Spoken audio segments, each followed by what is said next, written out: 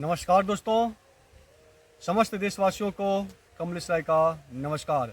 मैं कमलेश राय, नव भारतवाद सामाजिक संगठन का अध्यक्ष, आज आप लोगों के सामने नदी की समस्याओं को उजागर करने हेतु आया हूं। दोस्तों, मेरे देश के युवाओं, मेरे क्षेत्र के नौजवान साथियों,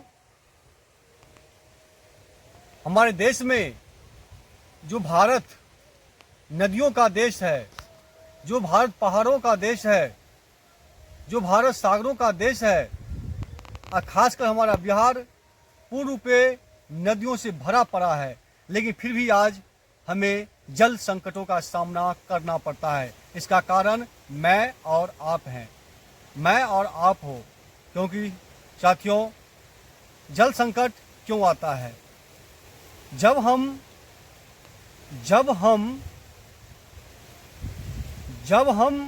पूर्ण रूप से कहा जाता था कि इस गांव घरों में जो है सबका सब लोग मूर्ख है, इन लोगों को कुछ पता नहीं है। सोच सकते हैं, जब हमारा पूर्वज मूर्ख था तब वो अपने घरों के सामने जल संचित करने के लिए, बारिश का पानी को संचित करने के लिए गड्ढा, तालाब, कुआं खोद कर रखता था। आफत आसमानी यदि कभी चैत बैसाख महीनाओं में आग लगता था तो उसी पानी से वो अग्नि देवता को भी बुझाया करते थे और हमेशा पीने के लिए कुओं का पानी का सेवन किया करते थे और स्वस्थ और पुष्ट रहते थे। सोच सकते हैं, उस समय।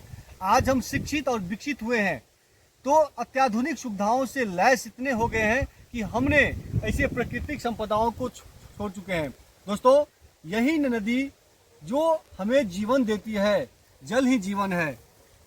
मेरे साथियों, मैं अपने देश के अभिभावकों से, युवाओं से, माता लोकनियों से पूर्ण रूप से आग्रह करता हूं कि हमेशा जल को संचित करना सीखिए और जल को स्वच्छ बनाकर, शुद्ध बनाकर रखिए।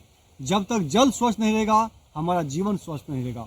दोस्तों, नव भारतवाद सामाजिक सेवा संगठन नदी की स्थिति को देखते हुए 2016 से लेकर 19 तक लगातार अनशन धरनाएं हमने नदी को बचाने के लिए, नदी की साफ सफाई रखने के लिए, नदी का औराहीकरण के लिए और नदी का सौंदर्यीकरण करने के लिए मैंने हमेशा सरकारों से मांग की।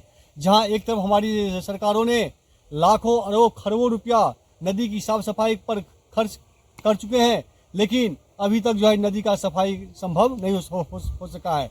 दोस्तों, हम लोगों ने इस जीवस नदी को सफाई कितने बार अपने संगठन के युवाओं के माध्यम से निःशुल्क श्रमदान से साफ करते आए हैं, लेकिन जलकुंभियों के कारण सालों साल भर जाता है और हम लोग कभी प्रयास निष्फल रहता है। लेकिन हम लोग हिम्मत नहीं हारे हैं और हमेशा साफ करते हैं।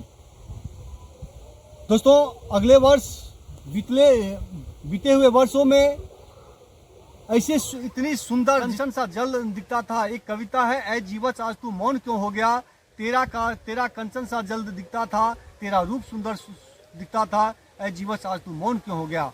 अब सोच सकते हैं, और दरभंगा से गंदी नाली का पानी इस जीवस ने, जो आस्था और विश्वास की नदियां है, इसमें छोड़ दिया गया था और लाखों की संख्या में मत्स्य का द्वारा पालित कोनी घाट पर जो मछलियां थी वो मारा गया और करोड़ों की संख्या मछलियां मर गई और मानव तो क्या, जानवर, पशु पक्षी सब पानी पीना छोड़ दिया। हमें लगता है, अभी आप देख सकते हैं वीडियो के माध्यम से, नदी की जो वर्तमान स्थिति है पूरा जलकुंभी से भरा पड़ा है। कोई न सरकार न नागरिक, कोई देखने वाला नहीं है। मैं समस्त युवाओं से विनम्रतापूर्वक आग्रह करूंगा कि हम सब साथ मिलकर नदी का साफ सफाई करें, जिससे हमारा जल स्वच्छ और सुंदर रहेगा। जल यदि स्वच्छ और सुंदर रहेगा तो हमारा जीवन स्वस्थ रहेगा, और जब हम स्वस्थ रहेंगे तभी हम देश के लिए स्वस्थ शुद्ध विचार रख सकते हैं, अपने समाज को स्वस्थ रख सकते हैं। जल संकट क्यों?